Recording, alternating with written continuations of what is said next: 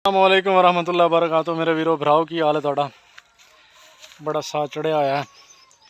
अज मैं असल आया सी नाला बनाने वास्ते, ते तुसी वेख लो ए जनाब कई ते नाल नाला जनाब बना रहे हैं, ते नाल पानी लगा है, अपनी मक्की है, ते जनाब तुसी वेख सकते हो पानी जनाब आ गया।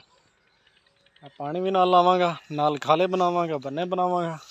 साह चढ़िया है भाई, दिन जोड़ा वो दिगड़दा है। ते अमूमन तुसी वेखदे हो कि जनाब मैं ब्लैक शर्ट जी इंदे च ही अपने जोड़े देसी व्लॉग बना रहे हैं। भाई ये वर्दी है, ये जनाब देसी जी वर्दी है, तो जनाब नाल कम करीदा इको वर्दी पा के। जट्टां दा जोड़ा कम हुंदा ना वो हुंदा कि रात नूं जदों सौन लग्गिया ना उदों नहा नू के बिस्तरे ते जाना हुंदा, ते फिर जोड़ा ये नाल कम दिने तो जोड़ा ना ये साह जोड़ा औखा होया खला है। दिने टाइम नहीं हुंदा, क्योंकि अगर दिने तुसी पोशाकां पा के कपड़े पा के बन्ने ते फिरोगे तो फिर वो स्वाद नहीं आता कम करने का। स्वाद इदां ही आता कि जनाब तुसी अपना वर्दी एक पाओ, शाम नूं जनाब ला दो।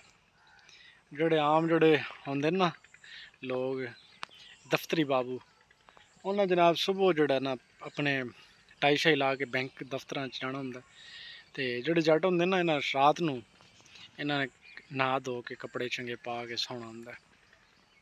ते जट्टां दी जिहड़ी जिंदगी होंदी ना थोड़ी जी हार्ड होंदी। ये सप्पां दियां सिरियां मध के ये अपना फसल उगांदे ने, रात नूं दिन नूं पानी लाना। फिर हुण तो सौखी हो गई थोड़ी जी वाई बीजी, क्योंकि जिन्ना रकबा होंदा है लोग प्लाट बना देंदे ने 10-10 5-5 किल्लियां दे, पानी एक साइड तो छड़ देना, फिर वो पानी लगा रहिंदा आके। जट भी थोड़ा सौखा हो गया, लेकिन फिर भी काम तो करना पैंदा ना।